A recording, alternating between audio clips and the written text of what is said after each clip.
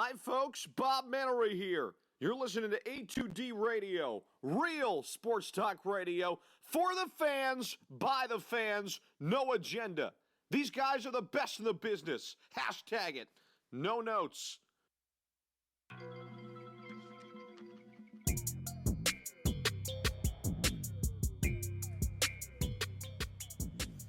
What is up, fam? Tuesday night. Birds of a Feather coming to you live on a2dradio.com, A2D Live, Twitter, Instagram, Periscope, Facebook, and for the first time for me in a while, YouTube. I'm back from a 2-week hiatus, guys, in my bubble in Florida, hanging out with the mouse, and I'm happy to be back here with Kevin Godwin, Jake Friel from the Weekly Roundup, joining us this week, filling in for Chucks, who is getting married this week. So good luck to Chucks. Congratulations. Big week for Chucks. So we decided we'll let him have off, I guess. Mr. Ralph Delavecchio, our resident crumb of A2D Radio, is on the ones and twos. And guys, we're brought to you by Gibson Mayer LLC. Our certified public accountants make them yours. GibsonMayer.com. And Specialized Physical Therapy. You can find them in Burlington, Cherry Hill, and Princeton, New Jersey. Find them on the web, SpecializedPhysicalTherapy.com. Our Scanzano Sports topic of conversation of the evening: Miles Sanders will be the RB1 this season. Agree, disagree? We're going to talk to the fam. Lots to talk about. I'm excited, by the way, to talk to the YouTube fam, because it's been a long time since I've been here and been able to catch up with them. So I'm excited about that. And listen, our whole fam across all of our social media platforms. We're going to talk Eagles training camp. I've been in a bubble. So I'm looking at this as these guys are going to educate me on everything that I've missed over the last 2 weeks. Obviously, Miles Sanders, big name that's been thrown out this week in terms of what people have been seeing coming out of camp. Deshaun Jackson's another guy who seems to be impressing. Carson Wentz, we'll talk about Carson. A lot of depth now at cornerback. We're going to talk about the secondary, and we're going to go around the league. Tom Brady extension, or maybe not. Kevin's going to give us some details on that. Obviously, and damn, it's a shame. Everything going on with Ezekiel Elliott right now. Hate to see it. Hate to see what's happening down there in Big D. Trouble in paradise in Jerry World. We're going to talk about that. And anything you guys want to talk about, we got No Huddle coming at the end of the show with some random stuff.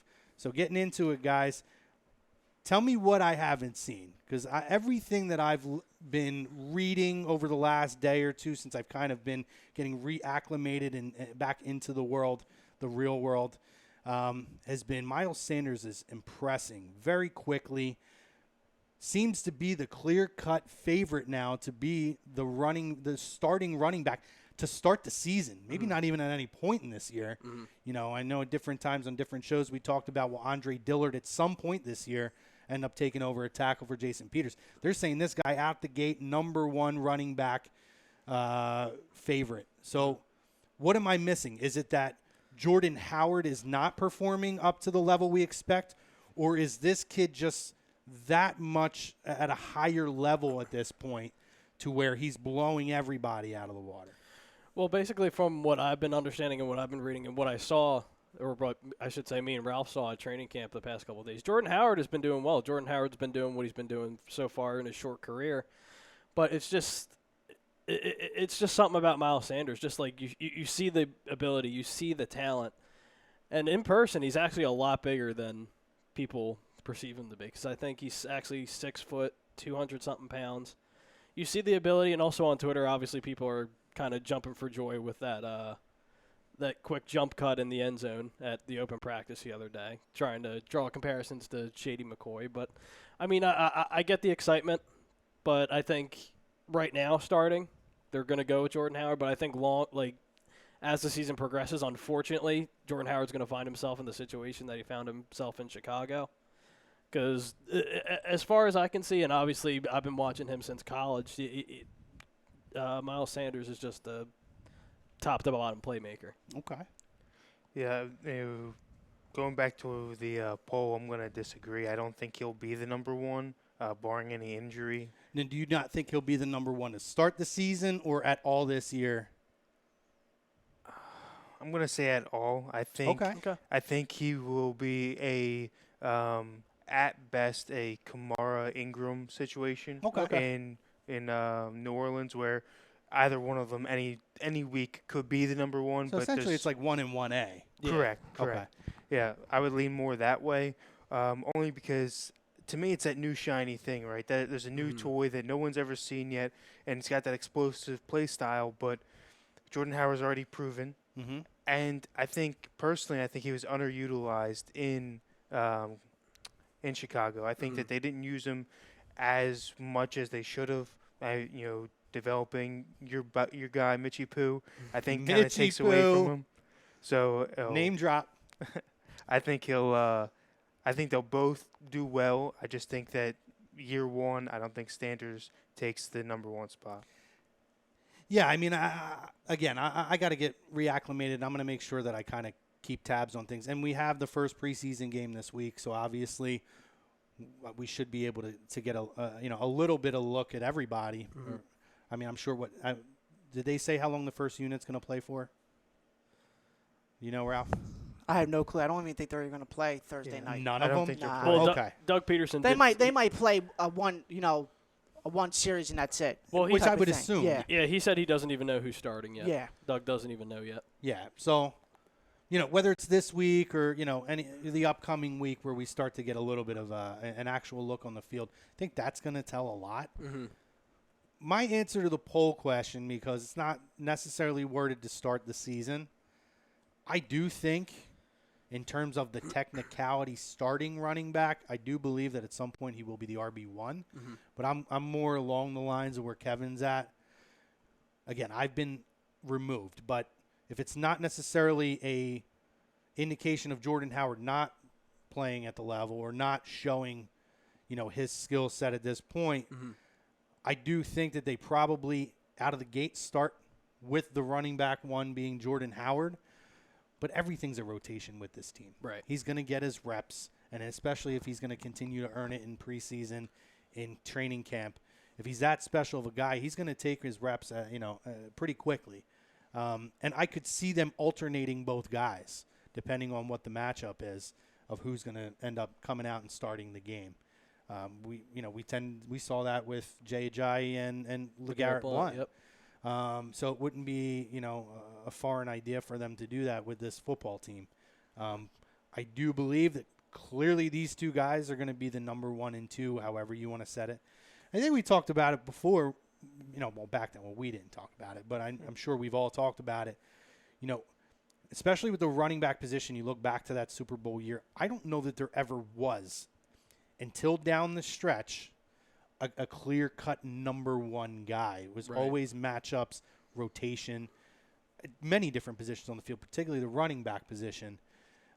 They always rotated those two guys to keep them fresh for when, and we saw how pivotal that was when the postseason came up, so that you can start to, whoever's your hot hand at that point, that's your guy, that's your bell cow. You're going to start running in, kind of running at the opposing defense. Right.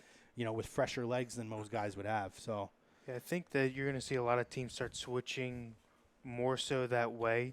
I mean, the biggest advocates of it's the Patriots. I mean, look at how many years they've had, 4, 5, 6 guys on the 53-man roster at running back, and bringing back the fullback position in Devlin, which is unheard of now anyway. I think that there's a lot of teams that are switching that way. You see it with, Kamara and Ingram last year, now bringing in Murray to fill that spot to make sure there's no voids there.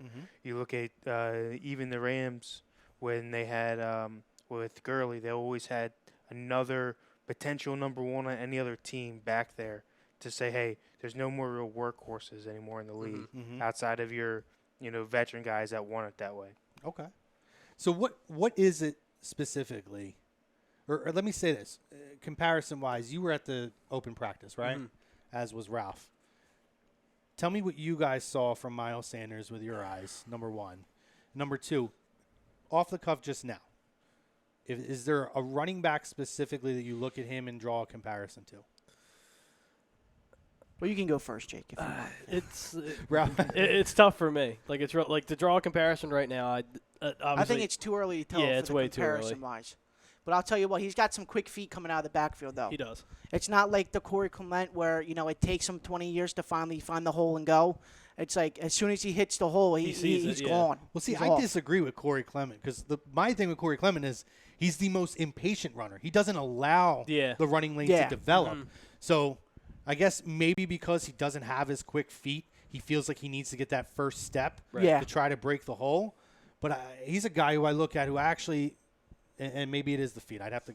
That's Chuck's is the running back guy we got to go on. But if he could have a little bit more patience in the backfield, he's great at catching the football out of the backfield, and we know that. Yeah. But I feel like his running game could be that much better. So much better, yeah. I mean, I feel like, going beyond Jordan Howard and Miles Sanders, when you start talking about the back end of the running back rotation, I think, first of all, Corey is back where he should be as your likely number 3 guy, maybe 4, depending on what's up with Sproles. So what happens with guys like Boston Scott now or Smallwood or, Josh Adams? How many are we going to have? Who's the odd man out? You already know how I feel about Josh Adams. Who gets stashed away on the practice squad? Josh Adams. Yeah, I say Josh Adams. Yeah. What about Boston Scott? You could make an argument for Boston Scott because I've heard the coaches even say they're trying to replace Sproles the best they can. Obviously, this is going to be his last year. Yeah. Hopefully.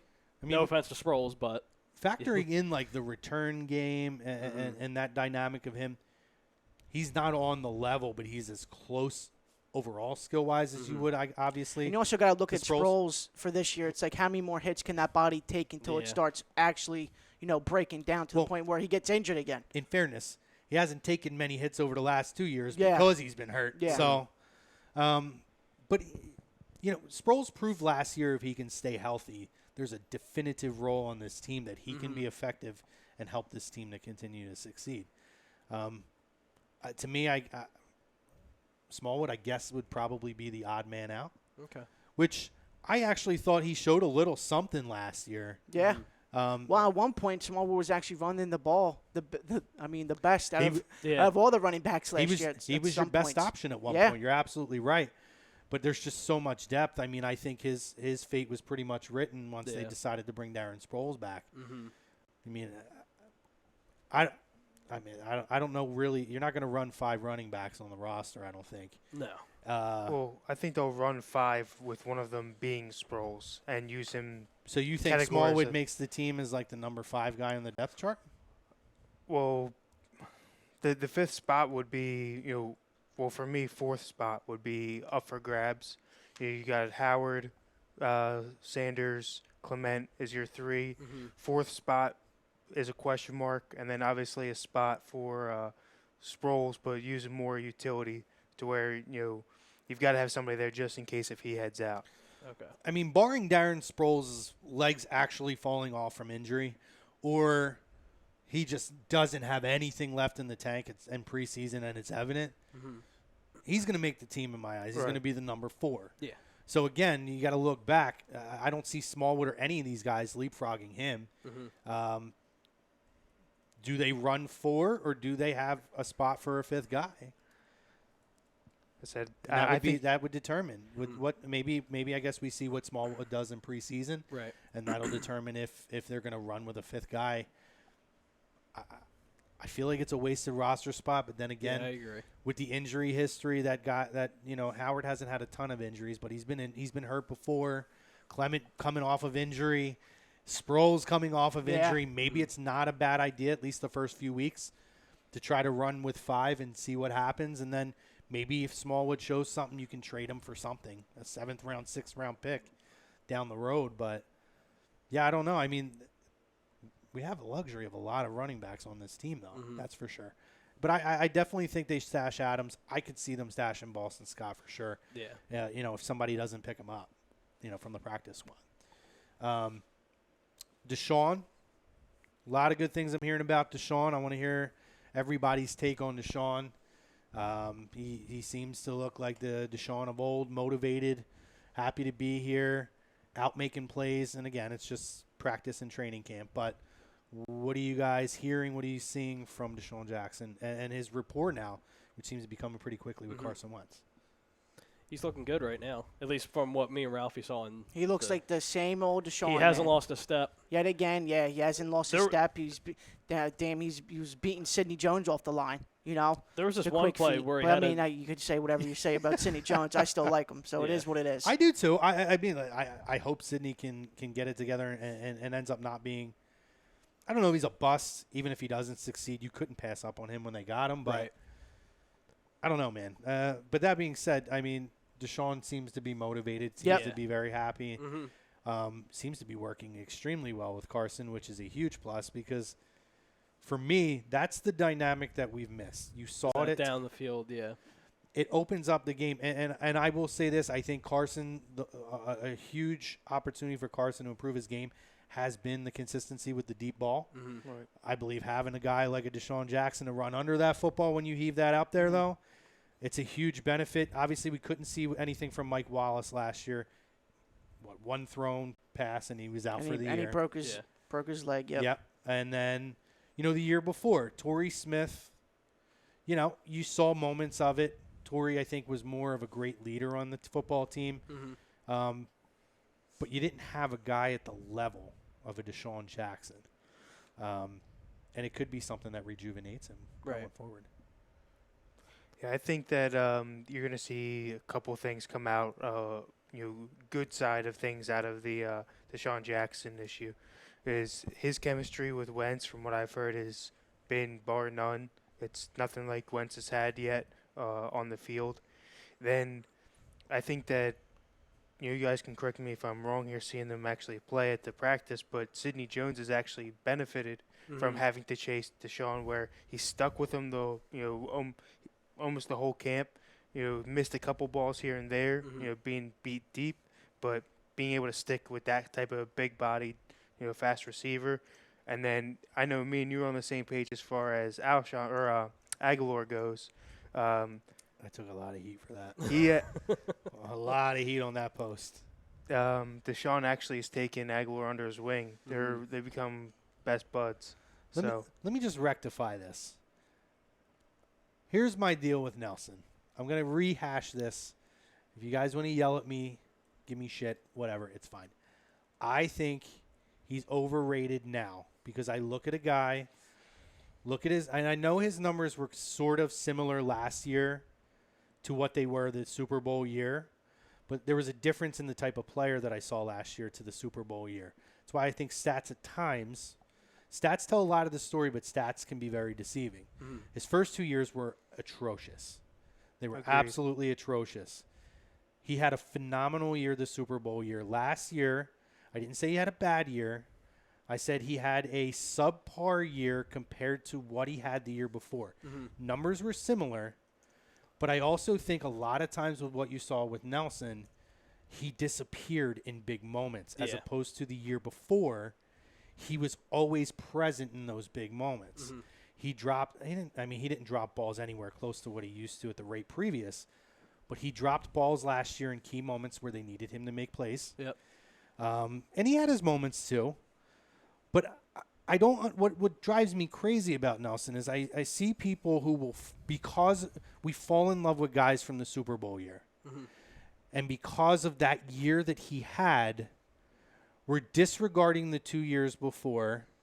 We're disregarding that at moments, big pivotal moments last year, he did disappear when you needed him to make a play. But yet we go back and listen. Jordan Matthews had his struggles here with dropping balls, particularly last year he was here. But the body of actual production work with him in his first few years with the Eagles has been much better than what Nelson Aguilar in his accumulative time with the Philadelphia Eagles has been. But people constantly shit on Jordan Matthews and disregard the success he did have previous to that because of one really bad year.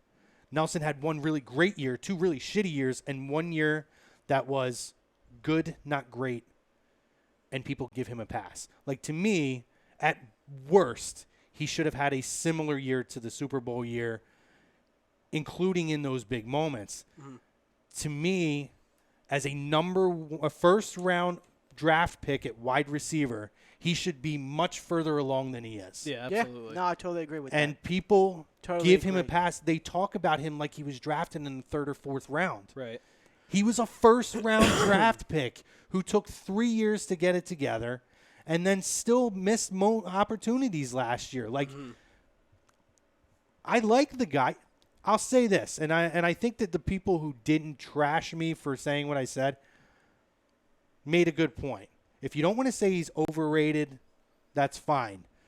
I think everybody can agree that he's overpaid for the production that we've had at this point. Yeah, the $9 million cap hit's way overpaid. Which, to me, makes you an overrated player. Yeah, as of right now, yeah. Because basically, his first 2 years were atrocious to where people wanted to run him out of town, and I totally agree with that. And then the Super Bowl year was, his breakout year. And then last year, it's like, are you still here at the party, or did you leave? Right. You know what I mean? And you looked at it when Golden Tate came to town.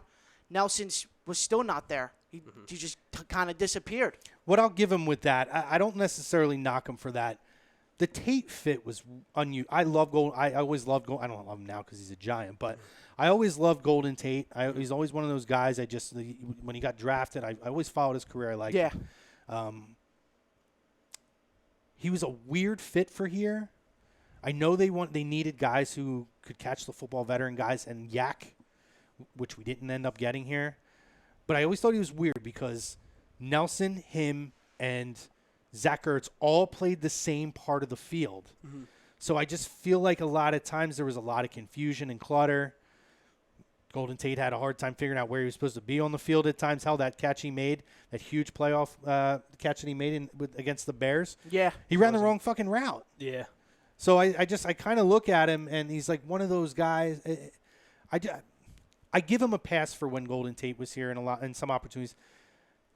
I'm looking even earlier in the year in games where I just feel like he disappeared. And I also feel like there was times where he had kind of garbage yards and stuff, when it was kind of cleanup duty at that point. I think he's going to have a better year this year. So I'll say I hope I eat my words, but I think that he's going to have a better year this year. I don't anticipating him being like a shitty player.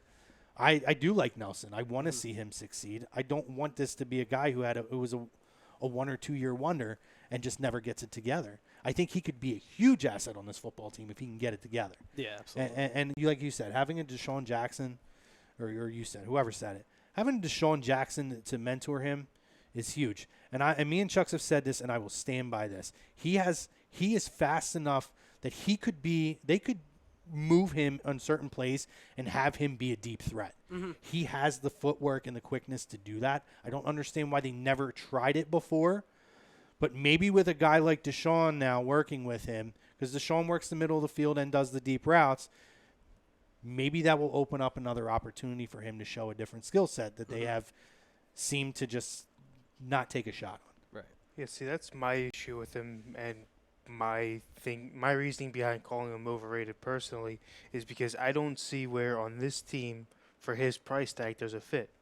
I mean, you already have Nelson Aguilar. Well, you're talking about putting him in a group with Alshon Jeffrey, Deshaun Jackson. You got Whiteside coming in. There's no true fit for him to be a starter, especially if you're running a lot of. It's another guy in the fold, J-Jaw this year. Yeah. Then you're running 2 tight end sets where you've got you're getting Goddard in the mix. Then you're running 2 guys out of the backfield where both Miles Sanders and Jordan Howard can both catch. So where do you need him for the price that you're paying? That's exactly where I look at it too, because there's so many mouths to feed. I just don't see. Now, don't get me wrong; he'll benefit from having Deshaun stretching the field, because you're not going to be able to cover 2 guys with this core that we have. Right. Everyone's going to be on one-on-ones, and somebody's going to get open regardless. But like I said, there's so many mouths to feed, whether it be the run game or the pass game. We have so many weapons now to where I feel like that's a disadvantage for Nelson. Yeah, I mean, everything you guys say, I agree. There's going to be a whole, my apologies.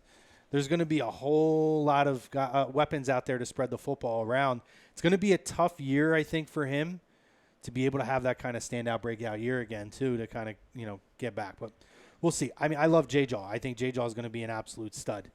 I think by year 2, he's going to be probably one of the best end zone receivers in the league. I agree. He can definitely replace Jeffrey when he's gone because he's built the same way. Just go give him the 50-50 balls, and he's got it. He's built the same way, and a lot of people say he has that deceptive speed. And he's better than a lot of guys in the league already when he's in the end zone at going up and catching the football and elevating over top of the defenders. So Dallas Goedert, somebody brought his name up, Kevin. What does he look like? Has there been any news on Dallas this There was a little bit of news, mostly created by himself. He came out in a camp interview and said, I am good enough to start on 29 other teams, counting out the Eagles with Ertz, Kittle with 49ers, and Kelsey. Yeah. He said, I would be a start on any other team. Okay. And some fans liked it, saying, hey, we like that confidence. We like being cocky. We've got 2 potential starters. Other fans were like, wait a minute, you're second string here. You might not want to toot your horn too much. I personally, I like it when you've got a guy that's got that much fire and could say, hey, I want to prove it. You guys aren't giving me the ball enough, and says, I'm going to back up what I'm saying. I like it. Oh, yeah, I like it a lot. I love it. Yeah, I love it.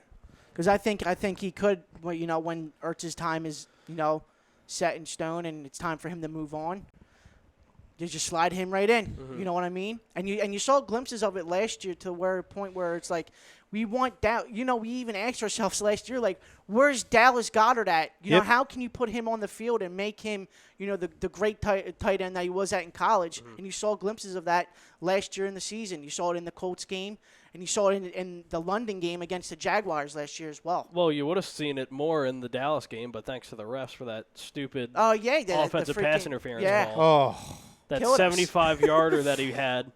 By the way, it was offensive. It wasn't even offensive pass interference, and he also got his head taken off, and he still scored. And a he touchdown. still went, And that's what I think really separates him that much from Ertz. Like, obviously, Ertz is a great route runner. I see him more as a wide receiver, but he has the body of a tight end. Yeah. But Goddard is just bigger, and he knows how to use his body. Plus, he can run routes arguably just as well as Ertz. And there's something else that Ertz can't do, and that's yards after catch. Yak, baby. And Goddard does that very, very well. Yeah. Dude, I'm telling you, from show 1 when I joined here in November 2017, I say it every episode. Yak. Zach Ertz is the absolute worst with it. At Yak, yeah. But, yeah, I mean, Dallas Goedert, on that run alone, may have had more yak. That callback. Yeah. He may have had more yak than Zach Ertz has had his entire career combined. On one play. On one freaking play. On one play. I think, I like the confidence, man. Yeah, me too. I don't know that I disagree with him. O.J. Howard's another name. So what was he's up there. Who was it? Kelsey, Kittle, Ertz. He said he would be a starter on any other team. I don't know that he would start right now over O.J. Howard. I don't know, dude. Yeah, I don't know. See, I love O.J. Howard. Dude, in that draft, I wanted O.J. Howard bad. Me too. I wanted him bad. I think O.J. Howard's a beast. It would be a fight, though. It would be something worth. Oh, it definitely would be.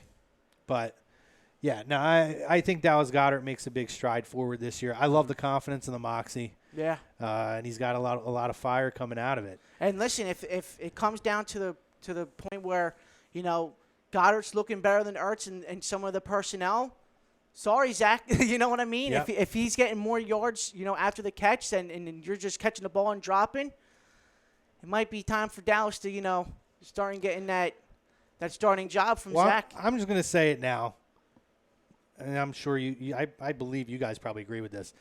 I don't care what Zach Ertz does between now and the end of his contract. Dallas Goedert is going to be your starting tight end. I completely agree. I was going to say that exact thing, too. Once Ertz's contract, I think, is over, I think they're just going to slide Dallas right in there. You think so? I think so. I think that's just how you should do it, in my opinion. Go ahead. How long do you think Ertz has left, even outside contract talk? Even for his career-wise? Yeah. I would say about 5 more years. Like solid productivity, yeah. 5 more years. I agree. I was going to say about 3 or 4. Well, his biggest concerns coming out of college is that he couldn't protect the ball. The fumbles was one of the biggest problems for him in his first 2 years. We harped on that. How many times did Zach fumble his first 2 years. think but he's gotten better over time. It was with that and his route running. He was Yeah. not a great route runner Yeah. when he came out of college, but he has gotten much better now, which I think is why you've seen the success that he's had. He's always right where he needs to be on the routes. Unfortunately, as far as going beyond that, you don't get very much out of him after that. Over to the fam. It's been a little bit, so let's jump over to the fam on Facebook, then we'll hit YouTube.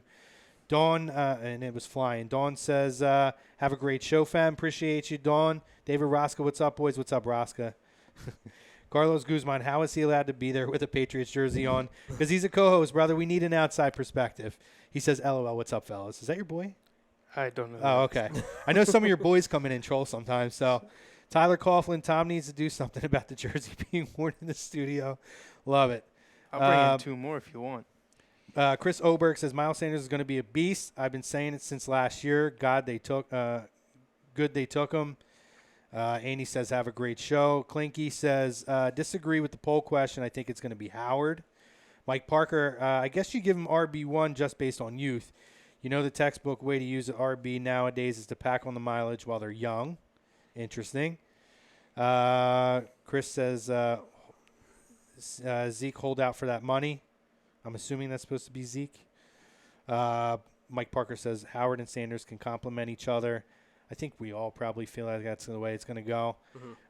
Brian Michael Pruden, what's up, Brian? He says, hey, man, how about Josh Adams, rushing leader for the Eagles last season? Now he's a running back 4. He's not very good. No. I don't want to dump on him because I think that there is potential there, but he is definitely a project. He had early success. But once the league had film on him, he struggled. And to the point where he struggled to even get reps. You saw him start fumbling footballs. I think they'll continue to try to develop him, but justifiably so, he's at very best right now on this roster, a running back 5. I think easily. J. Michael Tucci, sup, bro? I'm just busting stones. I guess he was busting Ralphie Stones. Chucks chimes in. Sanders will not start the season as a starter, but he will end the season as a starter. Book it. Hope you're having a good week, Chucks. Congratulations, brother. Ralphie likes cheesesteaks from Michael. Ralphie, I got to share an article with you I found. It's the 30 must eat, or it's 30 spots that you must eat a cheesesteak in the city of Philadelphia. All right. I've done 8 out of the 30. I got to check that article out. I'll send it to you. Might I'm a be cheesesteak 25 guy, out bro. of I'm 30. with you, bro. We'll do it together. We'll make a vlog. You want to do a cheesesteak vlog? Oh, my God. Do a fam trip. That's great content. There you go. We could TV call content. We could call There it you Chrome go. and the Crumb. Yeah. There you go. Yeah, I like that. I like got a good that. sound. We'll do it. Ricky Galone says, what's up, boys? I disagree with the poll. I think it'll be Howard number 1 and Miles at 1A. Brian says, no, he won't. I can see them putting Clement in front of him. No way. I think he's talking about Josh Adams. No way. Talking about he's talking about this poll question. Okay. Yeah, that's what Ooh. I thought. No way. Ooh. No way. I don't know. I can't see that. Yeah, that's those Corey Clement faithfuls. Well, I'll say this. Camp is good. Yeah. In-game action will be different. Right. If it doesn't correlate and translate, I could see it. Mm-hmm. I don't think that'll happen, but I could see it. So it's not like completely crazy. Brian Daly says, what's up, boys? Howard keeps the job, but if Miles performs, Howard may have a short stay in Philly. I think he's going to have a short stay anyway. Tyler Weston, have a good show, boys. Miles Sanders will be the number 1 running back for sure. Appreciate you, Tyler. Brian says, I could see them doing a perfect backfield situation where one might start games over the other, depending on the defense we're facing. One might perform better against another defense over the other, but I think Howard is the overall starter. I agree with that. That's So that's that 1-1A. Yeah. Yeah. Chuck says, I'm pretty upset that the first show I'm going, you guys decided to lead off with running back talk, especially Miles Sanders talk. Yo, he's so right, and I'm the one that did the criteria too, so suck it, Chucks. He says, stop with the Shady comparison to Sanders. I guess somebody was comparing him to Shady. Yeah, there was a big article about it. Oh, okay. See, this is me in my bubble. And Chuck says, I'm about to make a surprise stop to the studio. Rosca says, I'm doing both. Let's go Rams. Gordon to the Rams. Dion's in the house. My guy Dion Brown says, what's up, fellas?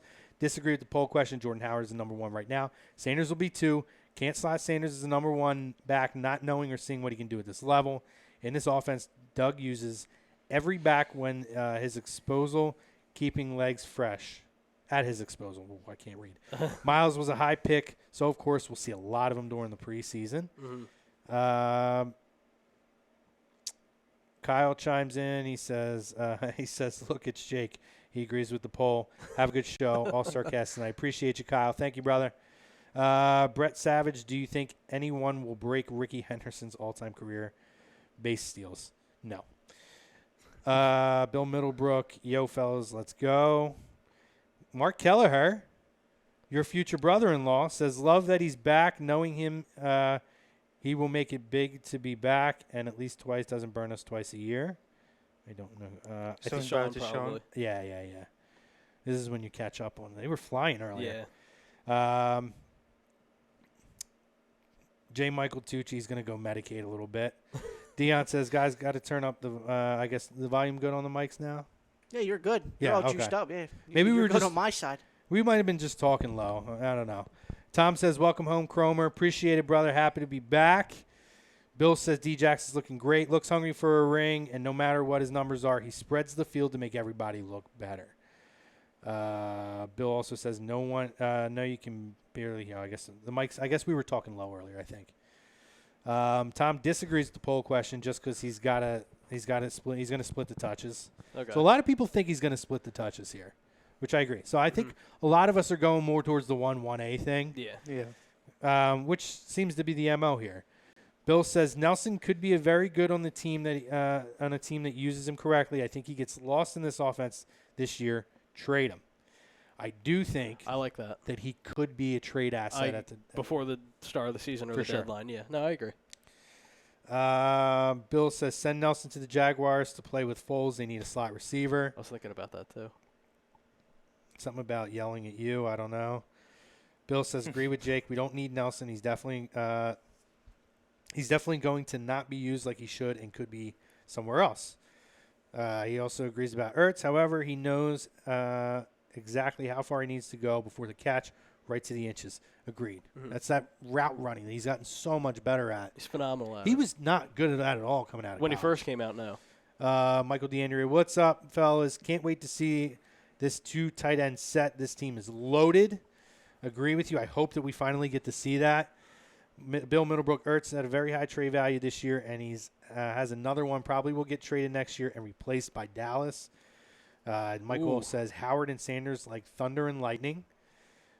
Steve Sherwood, any news on Sanders' injury? I think he's fine. Oh, he tweaked his ankle in practice like a couple days ago. I think he's fine. Yeah, Hey, he's he looked fine at the open practice. Yeah, he's fine. Yeah. Yeah. And Chris Williams says, these eyes don't lie, fellas. Sanders is a beast. And Steve Sherwood says, keep Aggie. He's young and could break out anytime. 4 years in Yeah, I was for gonna a say, we've first had round draft plenty pick, of though, time. man. Like, Had plenty of time. after year 2, when the people who were proponents for keeping him, I could agree with that statement. Year 4, Yeah. and he's not even like the second or third option on this team. Right. And he's got 3 vets beating him out. Mm-hmm. Like, And not like And a 5-year rookie vets. as well. Yeah. And a Yeah. rookie about to beat him out as well. if Nelson was the player he should be, we would not have needed to go out and get certain guys that we have Oh, on this absolutely football team not. right now. I I mean, don't get me wrong. I mean, he was very, very good at USC. Very good. it's an I just- you take him. They had to take him when they Yeah. did. He was a great pick. He just it hasn't correlated as it should coming into year 5 now as a first round draft pick. Right. What do you got over on the YouTube? Yeah, the YouTube's flying as well. My YouTube fam, happy to talk to you guys. I hope you guys don't trash me on anything. David Roska double dipping a little bit says, what's up, boys? What- Jhot 24/7 says, yo. What up? Got to scroll down a little bit. That's okay. It's your boy on YouTube says, what's good? What's up? It's your boy. it's your Chrome right here. Full Steven says, what's up as well. Bryce Blackwell also My guy, says, Full yo. Steven. Sanders is going to go off, he says. Yes. Yeah, it's tough to disagree. Good to talk to you, Bryce. Been a while, brother. Teddy Mean on YouTube also says, Nelson was a big part of the Super Bowl. all caps, haters. I mean, Had a great year. yeah. One phenomenal, almost perfect year for him in his role. I can't tell if he's trolling or not. Out of 4. He's like, who's better than Nelson? Nothing. I'm like, Oh, yeah. Well, yeah, Full Steeman also responds Jeffrey Ertz, blah, blah, blah, yeah. So on. Let me see. Got to scroll down a little more. These comments are flying. Zill Jones also says, what's up, fellas? What's up, Zill? Khaled says, what's up? Yo. And Trying to Full think of Steeman also says, I'm done with the WWE. Foolish demon. Lazy Book will be back in a couple of weeks, brother. 2 more weeks off, and then we'll be back, and we'll discuss then. Yeah, and that's basically the nuts and bolts of YouTube right now. Okay. Comments are still coming in, but All right. So, secondary. We started talking about Sidney Jones. We got a couple of guys. You already know how I feel about him. I know. We got a He's couple. going to be good, dude. yeah, it's going to be good. Stop sleeping on him, Chrome. I didn't sleep on him. Don't do it. Don't do it. When did I sleep on him? Don't do it. I'm just warning you. Don't do it. Where is this? Don't start bad mouthing him. Chrome and the Crumb. Here we go. When did this start? When you going to start putting words in my mouth, Ralph? Right now. Never once did that come out of my mouth. I'm just saying, don't sleep on him. For everybody out there that thinks he's going to suck and he can't do this, telling you, bro, he's going to be good. If he can stay healthy, And he will. and I hope, and on the football field, he is going to be a very strong asset to the secondary on this team. Absolutely. If we have another injury-plagued year, though, to where how many games has he really stepped? I'd have to look up. How many games has he played in his career? Well, he missed his whole. He Right. missed 16 games his first year, but played the last game against Dallas, Right. the Super Bowl year. Mm-hmm. He played Get his beak wet. 8 games last year, and then he hurt his hamstring against the Cowboys because remember he got burnt By Amari Cooper, yeah. because he was injured because we didn't have any more cornerbacks because they I were all know. injured, so he, He had really to play should- injured. He really should not have been playing Yeah. that game, No, and he I think shouldn't we have. all know that. But it is what it is. Give me $25 million. I'll run with a broken ankle. Listen, I'd love to see this guy stay healthy. I think that he's going to be a player for this team, He's gonna be good, Chrome. Telling you, but we'll have to see. You know, you're gonna see this year. unlike the Carson argument, Carson has had a full season healthy where they were way better than they should have been his rookie year. He's the only reason they stayed in games. Yeah. And His rookie year, right? correct. Yeah. And his second year, the Super Bowl year, I mean, he played the majority of the season, was obviously lights out. He has at least a body of work of success in this league. Yep. At the highest level. 11-2, 2017. Got hurt, but then had better numbers last year than he did in 2017, and he only played 11 games, Something like that. So 12 Cyprian, games. so we got a lot of depth though. So Absolutely. who's the odd man out? I mean, we bought in Cyprian and Skandrick. They're interesting names, veteran names that I think that at least one of them makes the team. Yeah. Who makes the team out of them? If you were to make a pick right now. If you had a gun to my head, I would say it's tough. I would say Skandrick.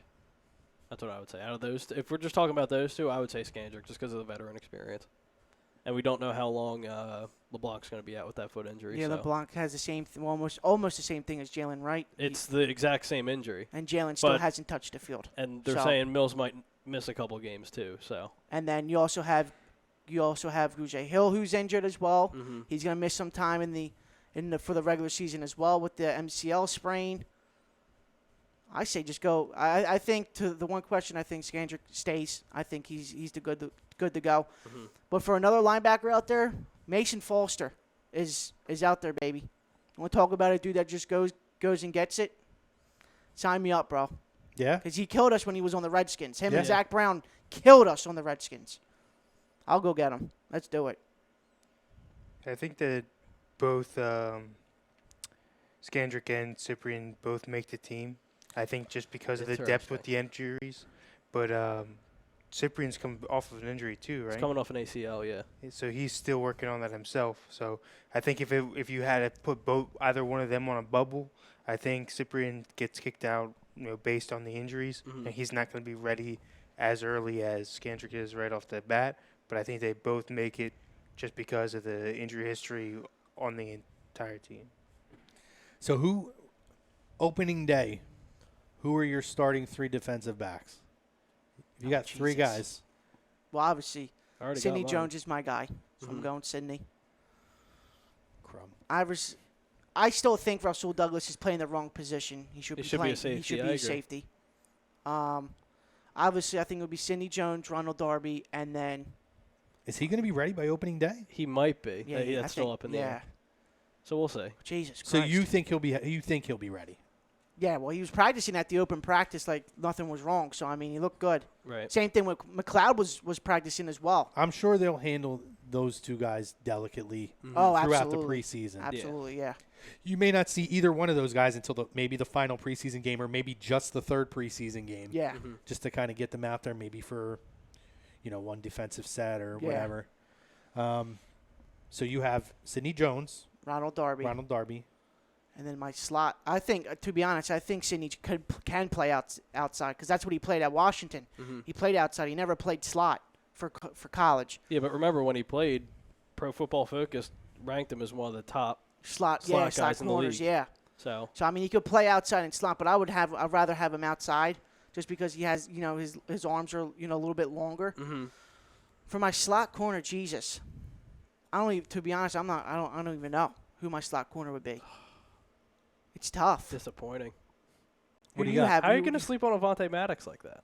Oh God, Vontae Maddox. Oh, you don't like him? Yeah, dude Well, off the streets. He's going to be, what do you call it? He's going to be your number 1 come opening day. He's going to be your number 1. It's going to be Rasul Douglas. Are you really shitting on Avonte Maddox? How can you right shit now? on Avonte Maddox? Okay.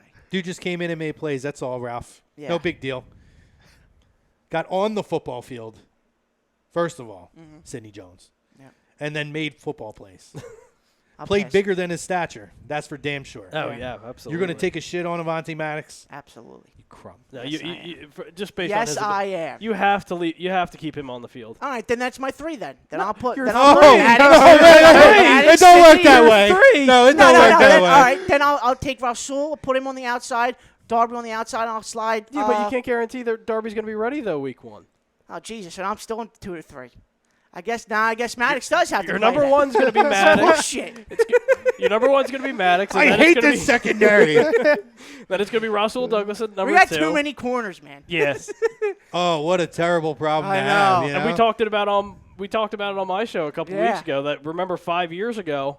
You couldn't even find a corner on this team. That's what- now we got like 15 out of the 53 on the roster. Oh, it's all nuts. Oh, corners. you mean you guys don't miss the days of Namdi Asamoah No, and DRC? absolutely not.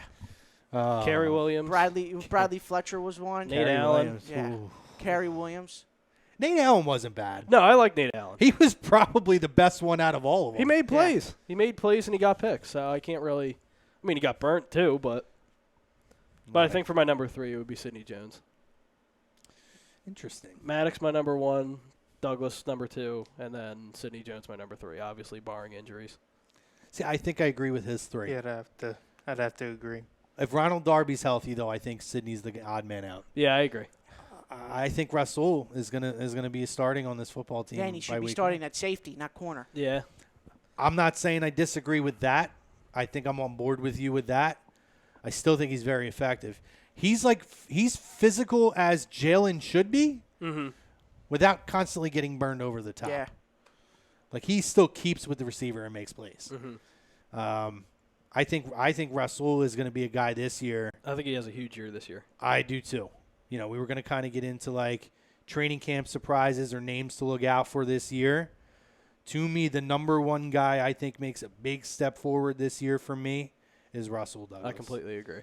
I think that he is going to establish himself as a clear-cut starter on this football team out of that whole secondary with all those names and all that depth. And I think that he's going to be someone who's going to make Ronald Darby expendable at the end of the year as well. I can't really disagree with that. I cannot disagree with that. Well, plus just during the off season too, like when he came into camp, he looked like he lost weight. He looks more lean now. He looks more put together. Okay, let's talk about the offensive line. Okay. Okay, who's going to be your offensive line? Okay, we were talking about this. I don't want to jump all over the place, okay? But on the fix, we were talking about how many games does Jason Peters play, and we said it. The over/under was 8.5. Yeah, see, I don't know. I took the under because he ain't going to play 8.5. Yeah, he see, might play 2 games this year. let's have that conversation because to me the offensive line is No, we're going to have it right now. No, I'm saying with Jason Peters. Yeah. Forget the whole offensive line. I want to watch preseason with that. But Jason Peters, I'm 100% with you. Yeah, I agree. I don't think he plays 6.5 games. Yeah, If you absolutely. gave me a line of 6.5, I would say under. Yep. Well, Doug also said, too, during the preseason game, he said they're going to lock Halapuli Vati at right guard, and then they're going to be playing Dillard at left tackle. They're going to Good. be using him heavy in the preseason, he said. Good. So Let's see what this man's all about. so I think they're preparing for a Jason Peters, either an injury or just a self-checkout like he usually does Yeah, he every can't year. play more than 5 snaps in a row. He's like, and nah, checks him come, out. Yeah. I'm done. Now, if he's healthy coming into the year, but Dillard has a monster preseason, do you go in week 1 and start Dillard? God, Oh, damn God. it. Well, he played guard, didn't he? A little bit guard at I think. I'm putting him at tackle next to Yeah, Lane. I'm putting him at tackle, and then I'm putting Peters at guard. That's what I'll do. Oh, I don't know. I'll do that. At It's this not point a in his bad problem career, to have. yeah, to it's, have that many rotational guys. well, it's different footwork too for him to play guard. I don't Yeah. think at this point in his career you could put Peters there. But if Andre Dillard has a hell of a preseason, because we're handling Jason Peters with little soft fingers, I'm starting Andre Dillard coming out week 1. Okay. I need to make sure that I have the most The best offensive line. effective offensive line in front of Carson Wentz coming into this season. Yeah, I agree. And that's part of the reason why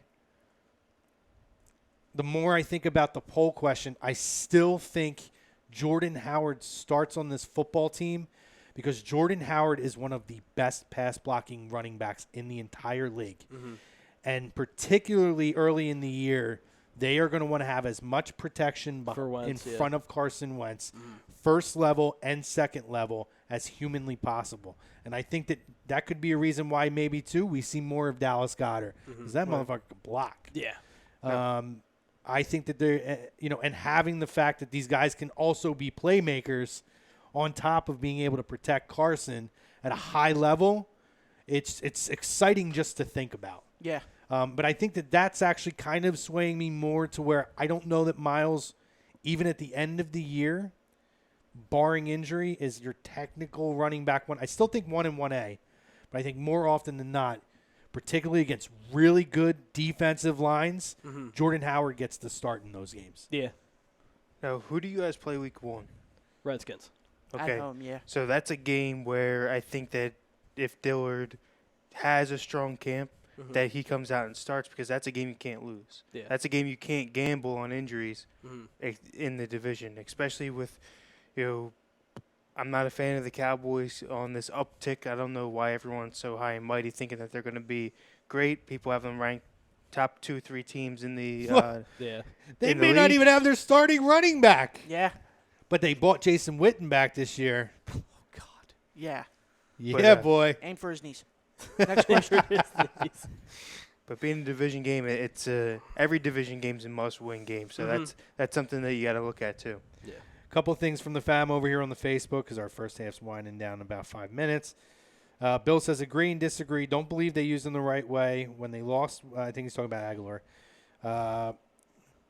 Then was lost with Tate here, much of a mess. However, it's been 4 years. You see what you have, nothing to going to change. Maybe I'm an idiot. Steve Sherwood, he thinks Peters will slide out of left tackle and let Dillard get more time. Or do we? He was asking that. I think we addressed that. So, Michael Dandria, what's up with Brady moving to New York? Is he going to take over for Eli in New York next won't year? happen. God. He's That gonna won't he's happen. gonna go to the Jets. Gonna take over for Darnold. No, Can you imagine? his company's based out of New York. They have a headquarters Oh, in New good York. for What, him. that TB12 thing? Yeah. Or? Oh, okay. He's going to be kissing all his kids and Jesus. all his executives of the company. That's how he open-mouth stays kissing. young. He sucks the soul out of his children. He open mouth Hey, kisses. whatever works. That's all I'm saying. Listen, he open mouth kisses Robert Kraft. It's weird. Bill Middlebrook, hey Kev, you ready to not be number 1 seed this year and no Super Bowl? He says the Jets will prevent you from the 1 seed, and the What? Chargers, Chiefs, or Colts will knock the Pats out in the playoffs. Yeah, okay. Sorry, buddy. Somebody needs to grab that man's drugs. Well, look at the Chargers too. Melvin Gordon might be on his way out. And we talked about it last week. And I think it's a really prevalent that we bring it up right now. Oh, yeah. Trading Melvin Gordon for Ezekiel Elliott. Straight up, yeah. Could you imagine? Imagine that. Zeke That goes to offense Zeke is goes to the Chargers, loaded. and Melvin goes to the Cowboys. Wow. Wow, watch out for the Chargers, boy. Yeah. I know, dude. Oh, my God. Bill says Nelson is going to be traded for a linebacker. Watch, get rid of the $9 million. Steve Sherwood, don't sleep on Maddox. Dude's a great locker room guy, too. Mm-hmm. Dion, he says he still believes Douglas can play at safety if needed. Bill says Nelson getting traded for a linebacker. He repeated that. Mike DeAndrea, can't wait to see Sidney Jones. I think we've been saying that for 2 years. Kyle says Sidney Jones stinks. Steve Sherwood, Mills should be safety also. Should never have been a cornerback in my opinion. Yep. Mm-hmm. I kind of agree. He's Mills? so good. On the other side of the field, though, when he can't get burned over top because there's not enough field. His red zone, him He is as a corner in the red zone He's is one of the locked best. down. He's Yeah. one of the Well, best. outside of that, it's like this dude stinks. Yeah. This dude's horrible. If there's enough field to get burned over top, yeah. he's completely exposed. Yeah. Yep. But, man, you hit like the 40-yard line and in, dude, he's locked locked down. He's Yeah. shut down, Yep. man. I don't know. Bill says, or Nelson for somebody in the secondary. Deion says Peters played all 16 games last season. Well, he started all 16 games. Yeah, he started all 16. Sean Halleck says Dillard, Peters, Kelsey, Big V, Wiz for the offensive line. Oh, yeah, forgot Wiz is back. He can play a little guard as well Yeah. to fill in for Brandon Brooks. Well, from what it's looking, And he adds in Brook- obviously Lane Johnson, yeah. too. Well, Yeah. Brooks has been fully participating, so I mean, could just 6 months off of that Achilles, which is insane Yeah. for a guy, especially his size too. Bill says the line's 8.5 because he started all 16 games last year. Yeah, but how many But he started all 16 games, but how many times did he check himself out of those 16 Yep. games? Right. Is what I'm talking about. Mm-hmm. Yeah, he might have played all 16 games, but how many snaps did he say, okay, I'm out. You know, my I need ribs a are breather. hurt. Yeah. Right. Deion says My that- wrist is hurt. Yeah, Deion says I believe Dillard is going to be special, even though they didn't run block in a lot of college. Especially his. Them being the conference. entire offensive line. But hey, Peters came into the league as a tight end, and we saw how that worked out. Future Hall of Famer. Great point. Bill says Howard is going to be the number one, and the field being spread with D-Jacks will prevent the box being loaded. He gets 1,000 yards bucket. Ooh, that would be a lot. I mean, last year he got, I think it was like 936, and that was him playing limited roles with Tyreek Hill being their number one. Yeah. Or Tyreek Cohen, I'm sorry. Great first half, guys. So you have to remind me now, Ralph. The second half is only on the YouTube now, right? No, we're going both. Facebook Okay. and See, this Yep. is what happens when you're in a bubble, guys. So, if you're over on Instagram, Periscope, and Twitter, guys, make the jump. You got us on YouTube. Search A2D Radio. Get us over on the Facebook. You can search A2D Radio and A2D Live. You can check us out on there. Subscribe, like, comment, rate us. Second half of the show, we'll continue to have this conversation as well as we're going to go around some of the news around the league. Not talking about steroid users, though.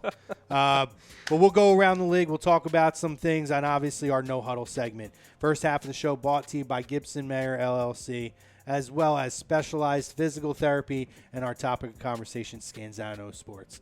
So for Chrome Chucks, or not Chucks, oh, that son of a bitch isn't here. Kevin, Jake, Crumb Ralph over here. We'll catch you guys in a couple of minutes.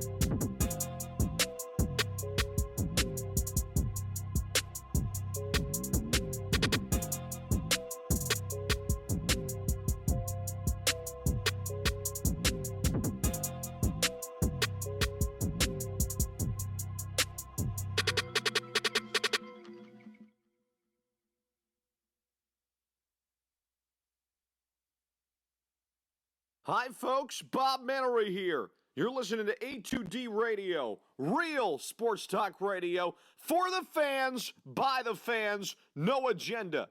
These guys are the best in the business. Hashtag it. No notes.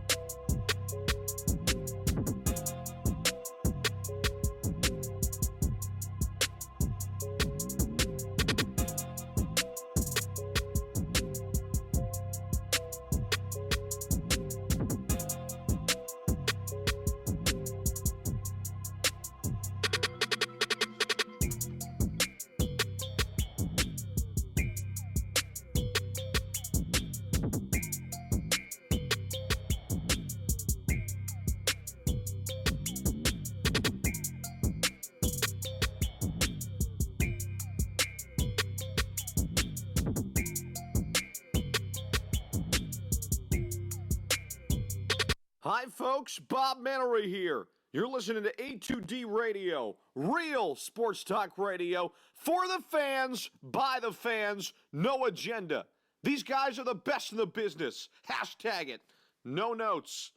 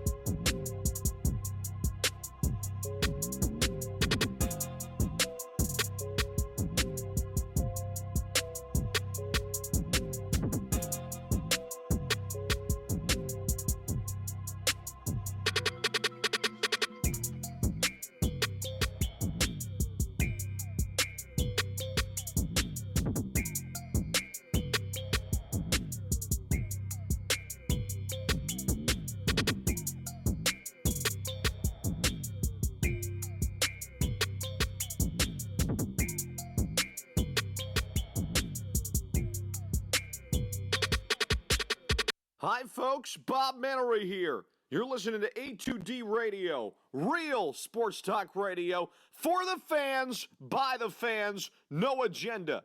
These guys are the best in the business. Hashtag it. No notes.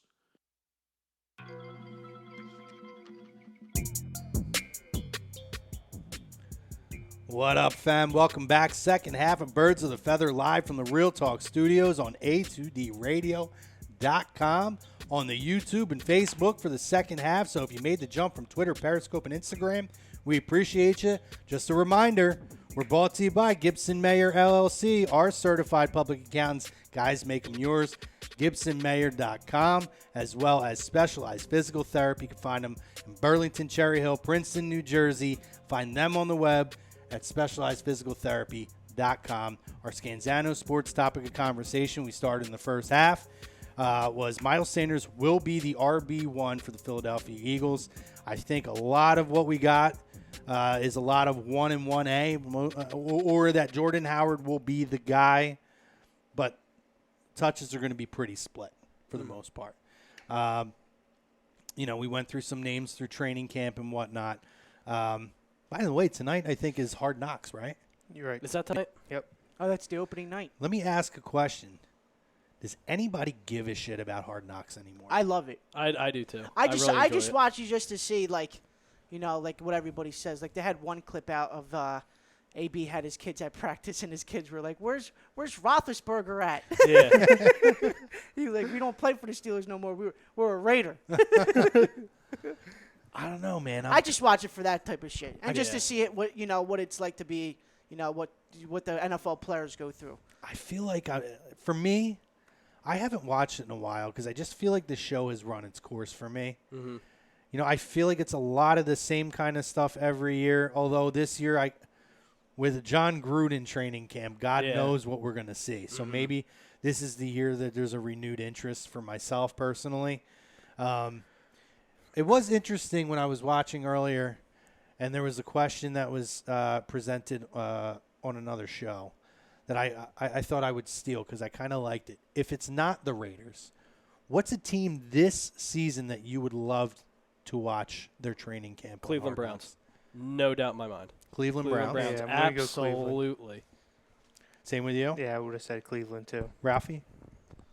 But didn't Cleveland already have it Hard Knocks? Yeah, but he's saying but just saying, if you could pick this year. Disregard past. Oh yeah, Cleveland would be up there. I would love Cleveland. Interesting name drop, though. With everything going on, the Dallas Cowboys would be a really good one to Yeah. watch Yeah, this that year, would be a good too. one too. Just to see Dak throw some pick six in practice. Well, that and that just like that whole The whole- contract The negotiation. Ezekiel Elliott stuff. Yeah. I think Cleveland is a really solid choice, though, man. To kind of So many characters on that team. man. Exactly, yeah. and Odell's first training camp with them. I mean, I would really be intrigued by that as well. I'm just, it's a show that for me has just kind of run its course. I watched the first few seasons and loved it, but For me, it's just I got you. it's just a way to get more hype between bad teams. Right. I mean, if you look at the past, who of any name has been on there? The good teams don't want to be on there. They don't want anyone in their practices. Mm-hmm. Well, you saw it last year where the Hard Knocks came out with the Browns, and I think that just HBO in general hit the nose on the head because they had Baker Mayfield on there, who's already one of the biggest characters in college football thrown into the NFL. You want to see how he is in the NFL, and it blew up this year. Yeah. Leading into the regular season, where I found myself on the couch cheering for the Browns in week 1 until the kicker missed a field goal and they tied with the Steelers. Yeah. that was the most Clevelandiest Cleveland thing ever. I remember that. I was in. And imagine yourself that week 3 Thursday night football. Yep. I'm not a Browns fan, but I love Baker Mayfield. Him just coming on the field and leading the Browns to that victory. Mm-hmm. It just pumps you up, man. Yeah. So that first week last year, I was in Omaha because I was at a Cornhusker game, and in Lincoln, and I went out the next day in Omaha to watch the first games. I flew home later that day, and I was in a bar. It was an awesome bar, and they had the NFL Sunday Ticket, and it was so funny too when that. And I have a video of it on our show page, of the moment when they were getting ready to kick, and you can hear like my commentary of, "Oh my God, this may actually happen." And I'm telling you, there was a group of kids, like youth football kids, that were at a table near us that their coaches and parents took them out in a bar, by the way. But I digress. But you had to see the reaction of these kids. Everybody's up standing watching, and when they missed that kick, you'd think these kids just watched and witnessed their puppy getting shot in front of them. It was the most dramatic thing. It was the hilarious thing I've ever seen. It was so good. I gotta find that video tonight. Oh, it's so funny. I don't know if I shot them because I don't like to get kids in videos. I can remember their reaction. You might be able to hear their reactions though. But it was just like Cleveland being Cleveland. Yeah. But no, man, I'm with you. I found myself wanting to root for them last year. Yeah. And I think that they are, as opposed to years past, and you look at a lot of the teams in the league, I think they're a very likable football team. Yeah, I agree. They're starting to finally come around now. After what they missed the play, it's going to be 22 years now. I think they haven't made the playoffs. Yeah, which is insane. I think it ends this year. I who was the head coach there the last time they won? Bill Belichick. Yeah, Rest my case. How crazy is that? He leaves the team and they go into shambles. Still crazy. recovering. Yep. Well, listen, I'm a Dolphins fan. Dan Marino left, and they still haven't had a quarterback since '99. So, Christ, 20 years later, and they're still looking for a quarterback. They got him now. Fitzmagic, baby. Oh, Jesus. Fitzmagic, baby. Grow that beard out, put on that jogger suit, and let's go, baby. 10-6 this year. Beating out the Patriots. They're going to win 5 games. They're going to blow the Patriots out by 27 points in Miami this year. Well, they always lose against Miami. Yeah, we always lose in Miami. And there's no excuse for that. Come on, Bill. But speaking of the Dallas Cowboys, interesting news this week, or today. Ezekiel Elliott plans to hold out and potentially not play at all following suit behind Le'Veon Bell's example of last year if he does not get a renewed or restructured contract and extension. They just hate to see it. Yep. Hate to see it. Hate to see it. What's interesting about it, taking out the fact that it's the Cowboys, I think we talked off air. A lot of the stuff that you saw on TV when you heard current and previous players, a lot of these guys take the player's side, but I found it very interesting because unlike Le'Veon in a contract year, this is a guy who has 2 years left on his deal and has had repeated issue after issue. He does not – and listen, there's no taking away what he has done when he's been on the football field. But he does not have a leg to stand on 2 years out from the end of your deal. Mm-hmm. If it's next season, maybe I could see the argument on his side. But even a lot of the former players who always take the player's side said, guy doesn't have a leg to stand on. Mm-hmm. He's got 2 years left on his deal. Right. He's been an issue off the field repeatedly, time and time again. Not only that, a lot of reports are saying that the Cowboys have come out and given him an offer. They offered him $10 million a year, and I don't think they've heard back from him. That's the same thing what the Chargers gave Melvin Gordon, 10 years. They gave him $10 million a year, to $10 million for however much. Yeah, and that's when Melvin Gordon said, "I'll just get a trade. Yeah. Just trade me." These guys are crazy, man. Yeah, man. Crazy. Well, we've been talking about it. Once that one player sets that bar for your team or any other team, you want more money than him. Almost, Todd Gurley's getting what, $13 million a year, something crazy, $14 million. So Zeke's obviously gonna want what, 15, well, 16 what do mil? you call it? Jerry Jones' More? son. I forget his name. Well, what's Le'Veon getting with the Jets per year? No. Have to pull the deal. He would have gotten more with the Steelers. I know that much. Yeah, The he Steelers took offered him more. He took less to go to the Jets. But that does work that way. Stephen Jones, that's who it was. Stephen Jones shot himself in the foot because he said he's like, we're going to offer him a Todd Gurley contract plus more. Yeah. So just viewing it from obviously an Eagles fan, but just putting on my Cowboys goggles for a second, you better hope Melvin Gordon doesn't get paid. Yeah. You better hope he doesn't. Because they waited on Dak and Wentz got paid, so now they got to do that. And Michael Thomas just got paid, and now you have to pay Amari Cooper. Ooh. Yeah, did you see Late what to the party on you see everything. what Michael Thomas got paid? It's the highest paid receiver What was it, in the 5 league. years, $100 $100 million. Big boy money. Yeah, what are you going to give Cooper? Hey, you hate to see it. They're in a big hole. Hate to see And it. then you got 2 stud linebackers you're going to have to pay. Yeah, down, you're gonna right? have to pay Van Der Esch. You're gonna have to pay Jalen Jalen Smith. And then if Connor Williams pans out to be a good offensive lineman, you're gonna have to pay him. Mm-hmm. You hate to see it. Hate to see it. You Not hate my to see problem. it. But even Jerry Jones coming out and making the comments that he made, where he said basically, you don't need a rushing champion to win a Super Bowl. He's kind of right though. He's No, right. he is right. He is right. Yeah. He's absolutely right, and that's not a disrespect to the running back position by saying that. No. He'd be a top 5 running back, and guess what? Your running game is absolutely stud on that football team. Yeah. You don't need to be that guy to win a Super Bowl. And it's funny though, because it's just you hate to see it. Everybody's expendable in Big D, And except for Dak apparently and Jason Garrett Did you hear the clapper. what the rumors were for Dak starting out contract? What? God. $35 million. Are you kidding me? Dude can't even throw a deep ball. Oh, that's Can't even great. throw more than 35 yards through the air. Yeah. Hate to say You it. know what? Brady didn't even get that. Please pay him. Please pay Oh, him. yeah, please.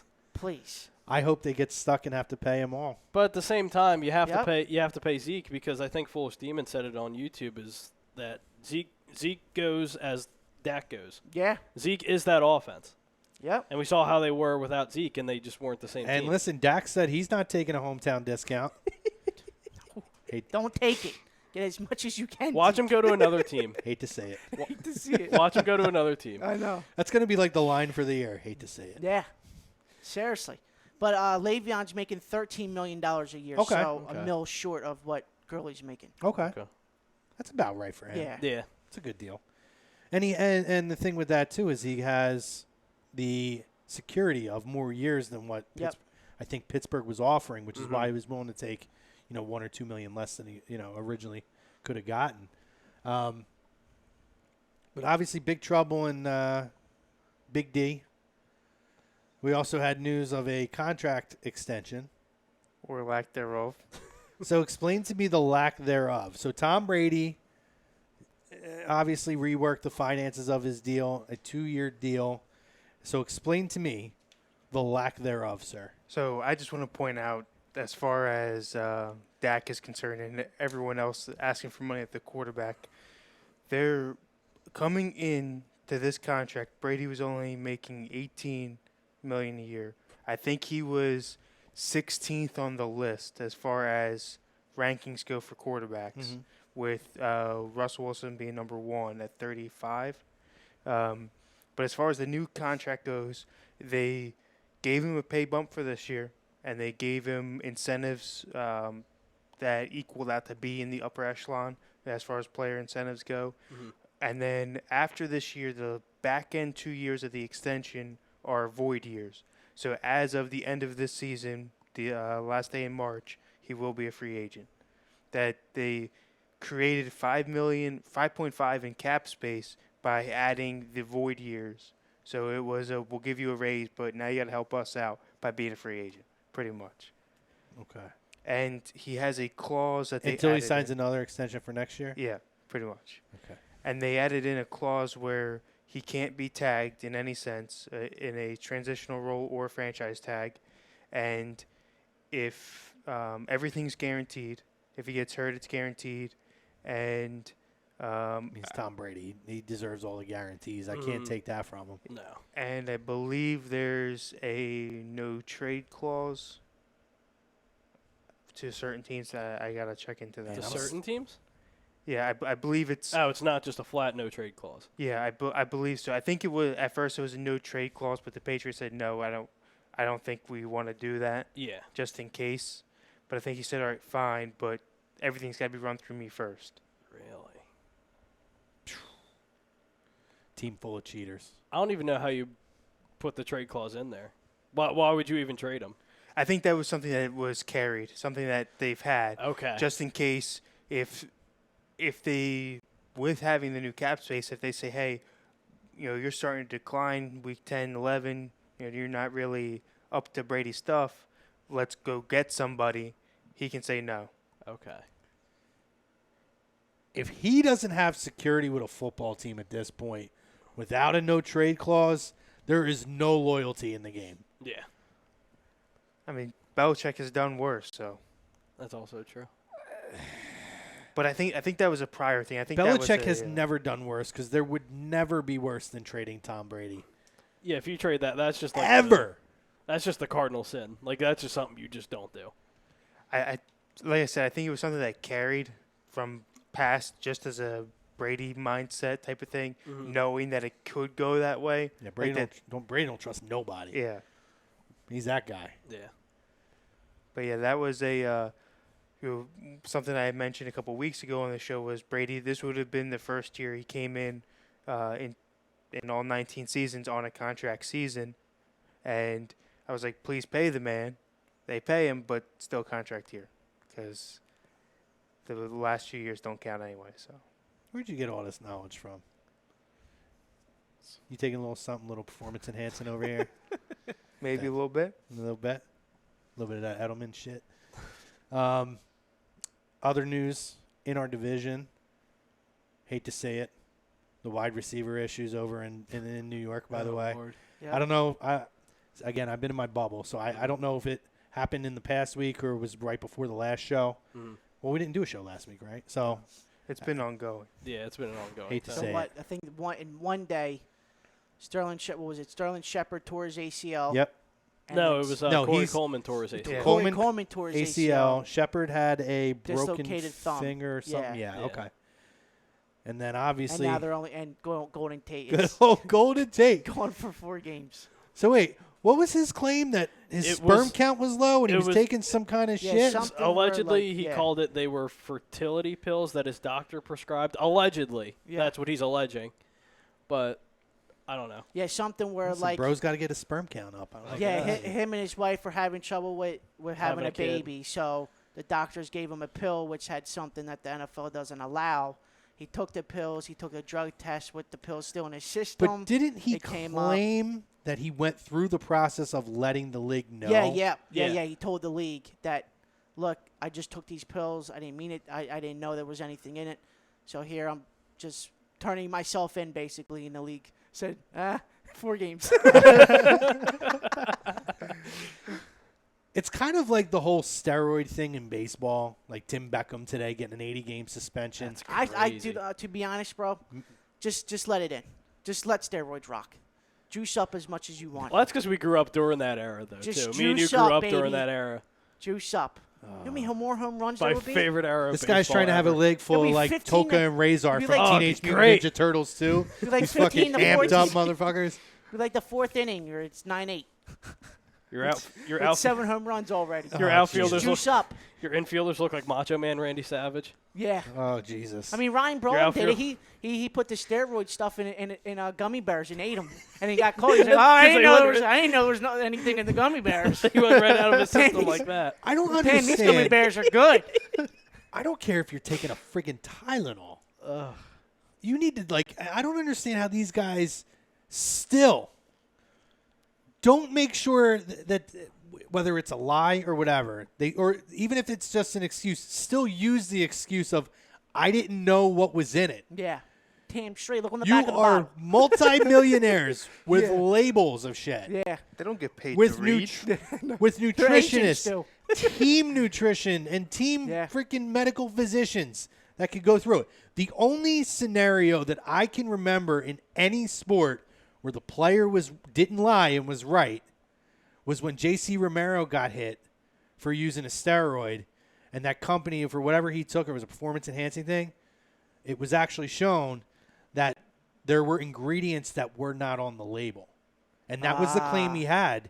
He said the label didn't show that this was in there, which I believe, if I remember correctly, there was research done or it was investigated, and that company did not put all the ingredients or whatever on that label. Yep. And he took a raw deal for that because he was called a liar, and he ended up actually not lying about that because the banned substance was not on the label. Okay. So and it was something he got from like GNC too, which is crazy. Oh, that's wonderful. Motherfuckers are passing out steroids and Yeah. not telling you about it. But I don't understand how these guys don't do that. And if anything, to me, that would be an example, and maybe that's something that needs to be, used as an example to educate players of you still don't know what is in this. You need to let your team physicians or your nutritionists or whatever you work with know and let them do the work and the research and let you know, hey, this is something you can take. This is something you can't take. His doctor should have let, if he was prescribed this, his doctor should have let him know, dude, this is what's in it. You need to let, the league know before I hand you this. Yeah. I mean, hey, we're here to procreate, man. I get it. Have some babies. Let's have some fun with it. But let's make sure that you're clear so you can step on the field. But hate to say it. Yeah. Hate to see Just it. hate to see it. See, I was having a conversation, with a buddy of mine as far as MMA and UFC is concerned, with the restrictions that they have and how strict they are with things. And as far as the NFL is concerned, I personally think if you can get it over the counter, if I could walk into GNC or NutriShop, whatever it is, and buy it, and you can do the same exact thing, why not? Yeah, I hear you. Why can't I take it? Now, if it's something that's prescribed, that I'm going to a personal doctor saying, hey, write me a script and, look the other way, that I can see stopping a little bit. But maybe I'm naive. But do they sell steroids over the counter? No. Exactly then. There's no point other than what happened to JC Romero then. It makes no sense. There's no point to that then because you're right. These guys can take what you can buy over the counter for the most part. No, they can't because performance-enhancing drugs. Did you see that intense look he had on his face? Yes. There? He was like, hold on. Performance-enhancing That drugs shit got encompasses. real. I had to lean back for a minute. I know what was going Like to happen. eyes full open and everything. He's like, all right. Performance-enhancing drugs encompasses a lot more than just steroids. No, So I understand that. there's a lot of things. I think even like pre-workouts, they can't take certain ones because of the higher levels. And even if you go into like marijuana per se, you know how you can get a medical license for it, whatever it might be. Even if there's something that you can take over the counter, or your body naturally makes, if it's over a certain level, they fine you. Oh, really? Yeah. So it's not necessarily just, stuff like steroids. It's, hey, you have too much of this in your body. It has to be under this limit. You're fine. I'm going to disagree with you. I think in whatever league you're in, everything you take and you put in your body outside of like a Tylenol or an Advil, you need to get cleared. You're making a ton of money. We're investing a ton of money in you. You can literally take a picture of it and say, bro, this is what I'm about to take. Snap a picture and send it in and say, can you make sure I'm good for this? It's a technology age. You ain't got to fly to New York and say, hey, here's the bottle. Take a look at it. Test the pills. Yeah. It's that simple. We could send dick pics these days. We could send tits out there. So I think we could send a label. Just saying. You ain't wrong. Yeah, no, you're not wrong. Yep. Real quick on YouTube, Jamar says, who are you most interested in watching in the Eagles preseason game Thursday? Dillard is I mean, really it's the rookies. Yeah. I kind of we don't know as far as kind of the mainstays of who's going to play. We're going to see the rookies. Dillard and J-Jaw, I really want to see what we're going to get out of those two guys. Yeah, that would have been my number one, And J-Jaw. Yeah, that's my number one, too. And honestly, Sudfeld. I want to see what we got with Sudfeld now. He's the clear number 2 in this team. Same thing with Sanders, too. I want to see a little bit more of in-game action. In-game action, yeah. Yeah. Yeah, I mean, those are the 4 guys primarily that I think that we're going to take a really close look at and probably break down next week when we come on the show. And you will on Weekly Roundup, obviously. Yeah. You're welcome to join us next week. We don't have Chucks. Schmuck. Oh, we're going on a honeymoon, guys. Fuck your honeymoon. I'm kidding. I love Got you, a Chucks. show to do. Enjoy it. Yeah. But, yeah, no, I think those are probably the names. Anybody on the defensive side that you guys are looking at?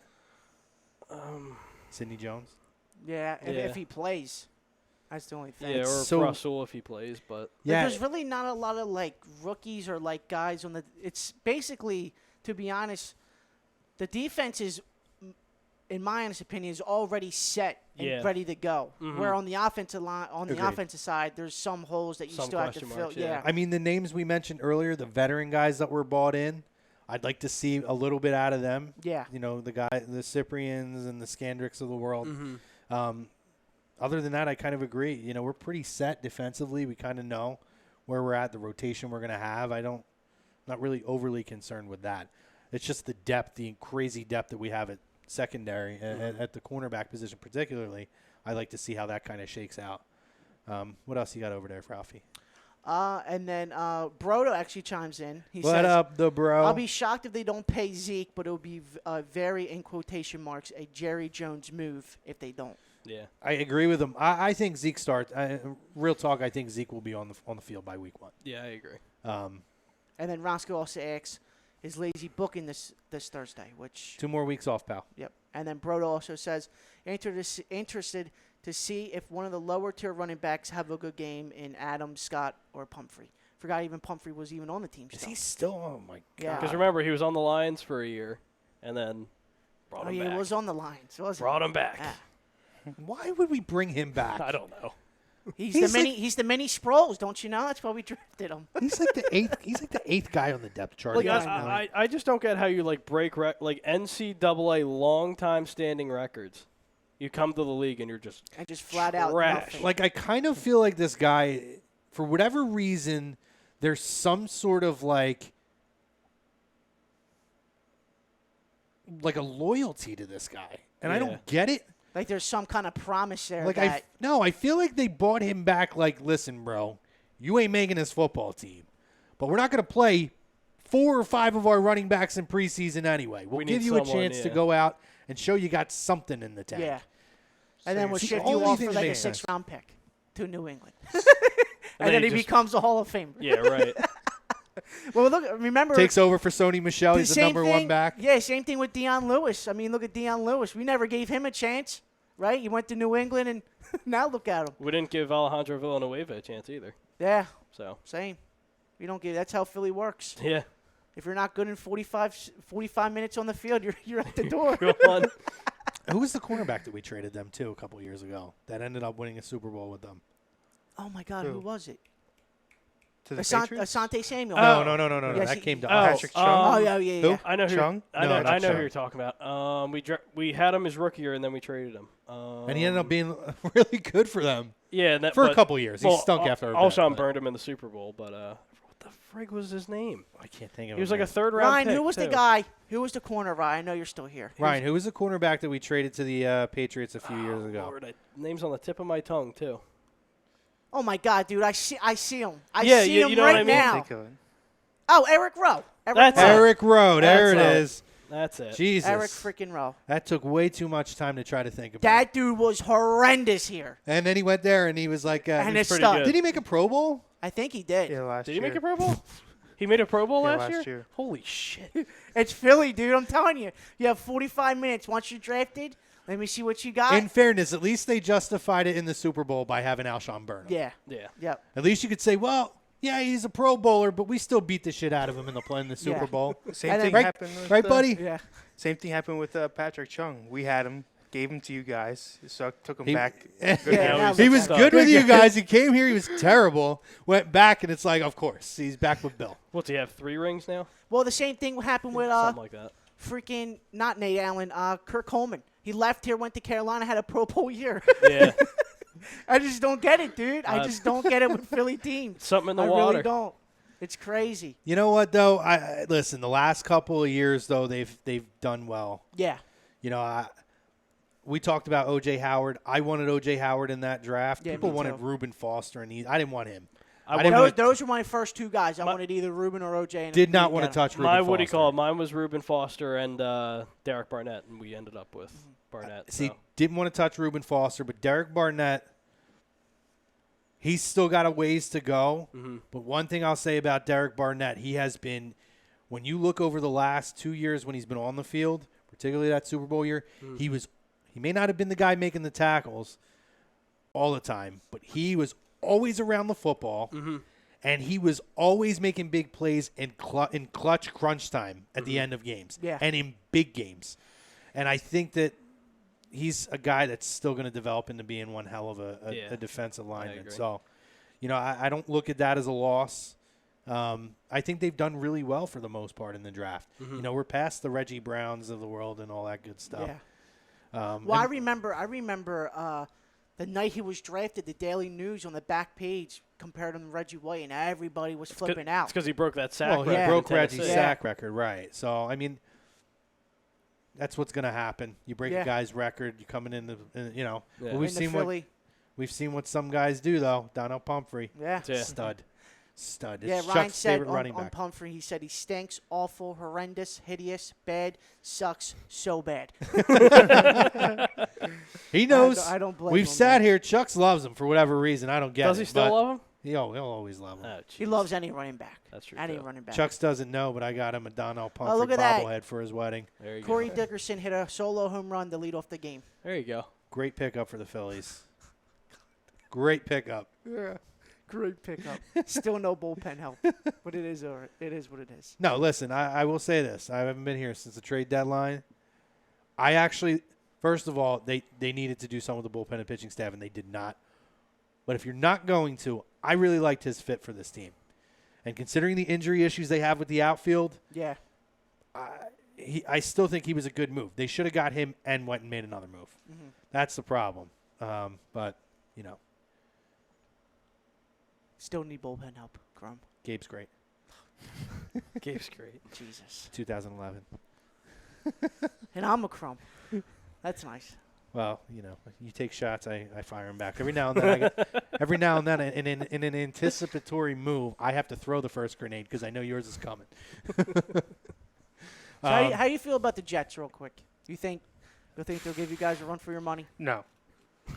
No, I see the Patriots still taking 12 wins this year. Mm-hmm. So I don't think there's anyone in the AFC that's going to put up a fight till the championship game. I think that the rest of the Patriots division is very, very good at 8-8. That's Really? about it. I think they're all pretty solid as far as making moves forward, but no one's taken a leap past 8-8. Mm-hmm. I think the Jets had one guy. You had Le'Veon. You had a couple pieces, and like I said off air, you went from an F to a D. I mean, True. you're not really going anywhere. You got a quarterback that last year I think they had 4 different starting quarterbacks, and you just you picked the best guy out of the bunch of bad cards you got. And you're putting Le'Veon in there. It's not going to make it any better because now everyone's going to crowd the box, knowing that you're only going to run it, and then the pocket falls apart, and then you end up with more injuries like you did last year. So, as far as Miami's concerned, I think they're at the bottom of the barrel. I think they are, with the Bucks, Bucks and maybe the Bengals, bottom 3 teams in the Yeah. league. I think that they round at the bottom of the division. The Bills, I can never really count out because they always end up doing something down the stretch, but it always seems to be too late. I think with Shady there, that they always try to be good, but it still fall in that 8-8 category. Okay. Bite your tongue. You have never faced the adversity that Fitzmagic is bringing to you guys this year. 10-6, baby. Miami Dolphins winning the division. Jesus Christ. You realize that the Patriots, since Brady's been on the team, have never finished with less than 10 wins, Well, it's going to happen this year. and the Patriots have only lost the division twice, one of which Brady was hurt. What's going to happen is halfway through the season, they're not going to be doing well. Tom's going to be getting knocked down. And then the Patriots are going to cheat Tom Brady and say, oh, remember that clause? It was fake. And we're trading your ass. That's what's going to happen. We actually have a good turn of events as far as our receivers are concerned. We just signed from the Saints, Marquise Colston, and then Gordon just. Colston, I can't believe he's still around. Is he still playing? Yeah, he just signed. Well, he was hurt last year, and then he's with the Patriots this year, and then Josh Gordon just signed for reinstatement. We'll see how that goes. Yeah, we'll see how that goes. So Carter Boy on YouTube says the squeaky voice guy is my favorite. That's referring to him. It's just nice. little I appreciate Ralphie. that. I appreciate that. Well, you can catch that squeaky voice on Every Wednesday Wednesday. nights on The Fix. I love it. I love it. Right here on A2DRadio.com. That little squeaky son of a bitch. Can you screenshot that, please? Yeah, I got it. Oh my God. Well we just done, need to Ralphie. we just need to blow that up and put it in the studio. Just have an arrow pointed at Ralph while he's producing. And the best part is, guys, if you want to catch the squeaky voice guy, you have the other guy with the complete opposite voice in Noah. Yeah. And, of course, the voice of God, Mr. Ryan Brodo, on the fix. All kinds of characters. So make sure you check them out Wednesday night, 6 p.m. Are you guys on tomorrow? Yes, we are. There you Brodo's go. coming back from his 3-week vacation, his 15th one of the year. Is Noah on with you? Yes, he is. So, You know, what's his it's name? Carter Boy. Carter Boy? Yeah. Carter Boy, That's awesome. 6 p.m. tomorrow. Yeah. Squeaky voice guy. Believe me, you might like the voice. The face, not so much, but you'll get past it. We're Yeah. good. You'll be all Can you right. read the comment again? What this? Yeah, he said the squeaky voice guy is my favorite. I love it. I love it though. Oh, it's great. No, that'll be a good show. Make sure you check them out tomorrow as well as AM and the PM tomorrow, right? Those Yeah. guys are Yeah. on? Mhm. All right, good. You're all caught up. All caught up. All caught up. Read a couple. Well, I'm going to read a couple of the Facebook comments. If there's a couple more on the tube, we'll hit those, and then I want to get into No Huddle. Did everybody come to class prepared today with a No Huddle topic? Well, that silence is worrying. Some. Let's read this paragraph in class. All right, everybody, we're going to take Start turns. sweating a little bit. We're going to take Don't turns. call it me. Don't We're call going it to me. take turns reading sentences. I hated that in school. Not It's gonna the lie. worst. Yep. Okay, hold there. Ralphie, your turn. Ralph, Start cutting read sentences. page 36 to 38. You're not even on that page. It's like, hold on. 36 to 38. I'm on 27. Yeah, right. My stomach hurts. Can I go to the nurse?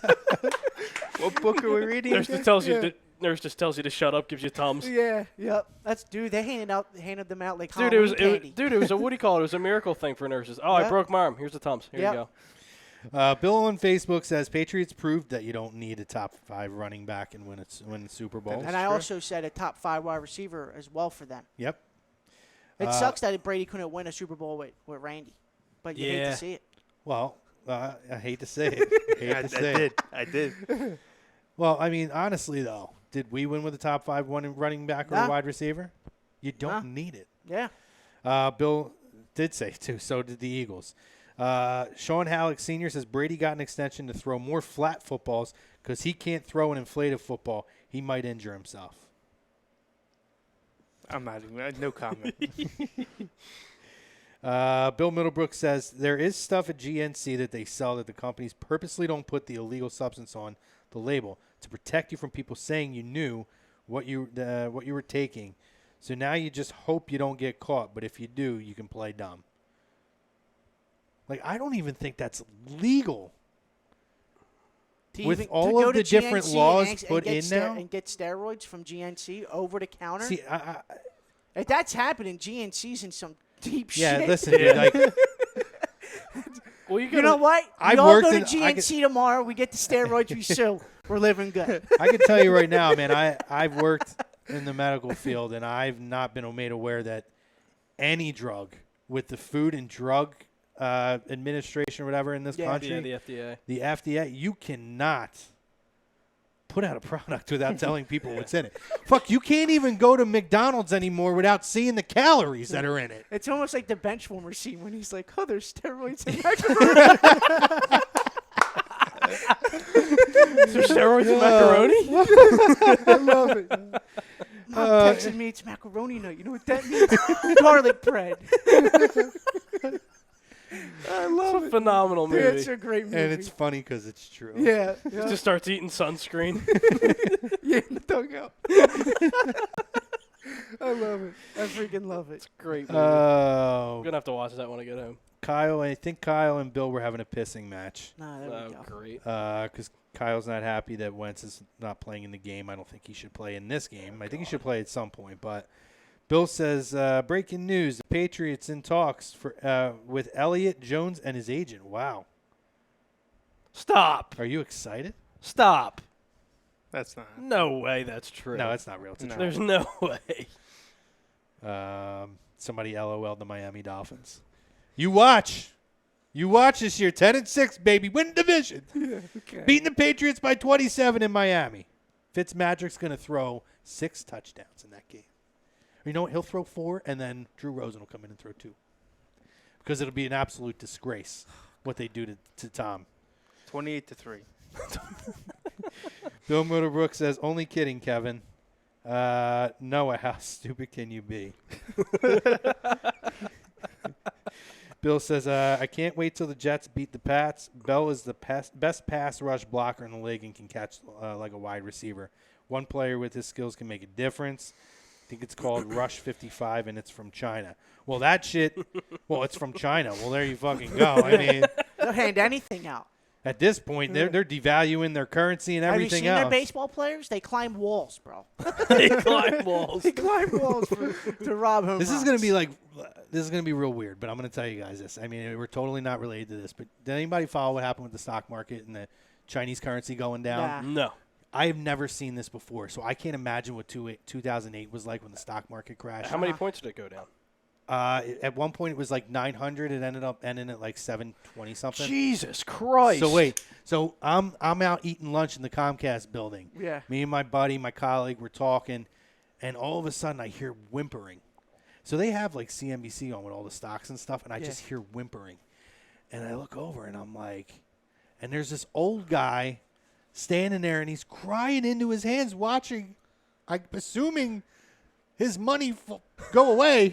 Oh, my God. He probably Oh, my God. I swear to God, dude, I told my buddy, I was like, I'm keeping my eyes on this guy, especially with all the crazy stuff going on in the world right now. Yeah. I was like, this dude looks like he's so stressed out from this that he could either blow us all away or blow his own braids out in front of us. It was crazy. I've never seen anything like that before, That's like in person. insane. That tells you how much money he probably invested Just in it. walking by and just like whimpering and crying. my And everybody around was like uncomfortable, like, what do we do? He probably lost money. Oh, I can't Dude, imagine. he probably put a huge investment If to you're go crying down over the, if you're 200 crying points. over the stock market, I'd never seen anything like that God. before in Jeez. person. yeah. Dude, I can't imagine what 2008 was like. for Some people make a living Oh, off yeah. that, though. It was crazy. Yeah, Off the seriously. stock market. I don't Yeah. get it. But You All just right. invest into small companies and just Mm-hmm. let it sit, let it ride. Yeah. No huddle, guys. Who's prepared? I thought we were all prepared. So, all right, Kevin, you read the first paragraph. What do you got? I was going to say, I didn't actually have a paragraph. So my no huddle is the abolishment of this Phillies team. I mean, when is enough for you guys? As far as we bring in a couple pieces right before the trade deadline, and then nothing. Not the pieces that we need. It's like you decide to play chess with checkers pieces. It's like I don't get it. It's like, when do you say, okay, that's enough for this year, we'll pack it up and move on next season? I said it day one. I'm going to give myself one of these when everybody was drinking the Kool-Aid. on the MLB roundtable, I remember. I said it day one. Jake, you were there. I remember. This team doesn't have the pitching. It never had the starting pitching past Nola. It never had the bullpen that it needed. Now, some guys did very much underperformed as well. But even if they were performing at close to the level they should, it's not enough. Yeah. This team needed to make they did a hell of a job going out and getting offensive pieces. And I got shit in another post from A2D because I said I'm not absolving Gabe. There's a problem there at the manager position. That being said, guys still got to go out and perform. Bryce Harper is not going out and performing. Reese Hoskins is, to me right now, looks like just a guy. Yeah. He is underperforming with the protection he has in the lineup. JT Realmuto, I still like JT, but JT has hit his slumps as of late, which happens. But it's magnified when the rest of the team's not doing anything. Right. Gene Segura, I love Gene Segura. Another guy that seems lost his points at the plate. I don't know what it is, but for some reason when Andrew McCutchen got hurt, the whole team dynamic felt- of that lineup changed. You had a bona fide leadoff man, and a lot of teams now continue to struggle with the leadoff position. This isn't anything new. There's not a lot of pure leadoff hitters in the league anymore. Yeah. For some reason or another. I watched my team, the Cardinals, throw out Matt Carpenter and Colton Wong and all these schmucks out there and Dexter Fowler. It's not easy to find a guy that every day when you plug in that lineup will be the catalyst for your lineup. The moment he went down, that team changed for whatever reason. Yep. And again, maybe you could say, well, Gabe's got to figure out the chemistry. These guys still got to go out and play. They still got to hit. And these pitchers got to go out and perform and pitch. And they're not doing it. And there's too much inconsistency. The team is going to succeed, just not this season. Now they know the focus. They've locked in a lot of this offense. The focus has to be pitching going forward. There's no question that it has to be pitching going forward. Now, do you think that pre-McCutchen injury with that high-powered offense, it would have overshadowed the pitching issues we see now, or do you think it would still rear its head? Absolutely. Yeah, I think absolutely. so. And you saw it during the season where, some nights the pitching would give up 4 runs in the 6th inning. The lineup would overturn and get back to McCutchen, at 1, and we would put up, a crooked number, in the bottom of the 6th inning just to even it out. I think the lineup that we had before McCutchen went down really, really helped this pitching staff. It was so well balanced the way that lineup was set. When he went out, you had to start moving guys around. I mean, Kingery's been great this year. Yeah, he has. He's been a bright spot, and he's a guy I thought would be just a guy. So I'm happy to see that he's doing well. I agree. But once you take away that kind of catalyst, you start plugging things in and guys out of place and out of, and whatever reason, that dynamic was so goddamn good at the start of the year. You took him out, and it's affected them. But they know the goal. And I will say this for them. I still say they made the right move by not going out and getting Dallas Keuchel and not going out and getting Craig Kimbrell. Really? Yep. Okay. Kimbrell is meh. Keuchel has been okay. Not great. I watched a lot of Keuchel because Keuchel is actually one of my favorite players. But I think Keuchel's on the down, starting to hit a downside very quickly. He seems to have gotten old very quickly. He has nights where he still has it. It's almost like Arrieta. There's nights where it looks like he's money, and then there's nights where he just blows up. I think the Arrieta signing, I was done after 1 year. Yeah. He just doesn't have it anymore, man. Yeah. For as much as we paid him for the 3 years, it seemed like the money that we gave him, it should have been, every start at least give me seven innings, 7 solid innings. Well, here's the thing. And he hasn't given that to me at all. Well, you look at these power pitchers, right, and these guys who are strikeout guys, and I look at Jamie Moyer as kind of one of the examples. Not that he was ever like a super power pitcher, but he had stuff in his early days. Yeah. Jamie learned to stay in the league. I had to be something different, and he learned how to throw, off-speed stuff, have movement on it. And then I look at Justin Verlander is the primary example to me of a guy who was smoke, lights out, no-hit threat every night. Yeah. And then he hit a wall for about 2 years where everything he threw was straight and getting hit. And he finally learned he still can every now and then reel back and throw with a fire, but he learned that I have to be a different pitcher. I have to win with movement now instead of just blowing guys away. Right. And I feel like Arrieta is getting to that point where if he's going to have any more sustainability in the league and have a spot, he's got to learn. The fastball is not going to be the pitch anymore. He's going to have to learn to have some movement on some of his pitches, and that would be what will prolong his career. Yep. And he could get there. We'll see. My no huddle, and I mentioned it to you guys, it blows my mind. I've always liked Vince Carter. Vince Carter has re-signed with the Hawks. I don't know how much he contribute. I would have loved to have seen him play for the Sixers, even as a 12th man on the Just bench. because, yeah. His veteran leadership is still unbelievable, which is why a lot of these teams with young guys continue to bring him in because he's great with young guys. Sets a record, 22nd year in the league. Now surpasses Kevin Garnett, Kevin Willis, Dirk Nowitzki, who ended his streak with 21 seasons last year. There was another guy on the list. I can't remember who it is off the top of my head. Might have been Sam Perkins, but don't quote me on that. But sets the all-time record in the NBA, 22 seasons, which is awesome. And not even just that. Think about this, guys. He will have played at the turn of the year in 4 different decades. In the 90s, the 2000s, the 10s, and now the 20s. That is insane. And it sounds like it's almost all but assured this is Vince Carter's last year. I actually hope that the trade deadline he does have something in the tank, and maybe they'll give him that last shot to win a ring somewhere. He's a North Carolina guy. I always liked Vince Carter. Man, when he was in his prime, dude, him and Tracy McGrady together, those two dudes were dynamic. Another one of my favorite players ever, Tracy McGrady. But anyway, I just want to say congrats to him, man. He's had an awesome career, and, I'm going to make sure that I try to catch a few Hawks games, even if it's just for the few minutes that he plays. So, crazy to think about. 4 different freaking decades you've played a game. Insane. Anybody got anything else for the good of the group? Anyone else want to throw in a no huddle real quick? I'll throw one in real quick. And we talked about it earlier in the show, but mine's going to be Jerry Jones. Just because he's been sitting back, taking his time, re-signing 3 of his top offensive players.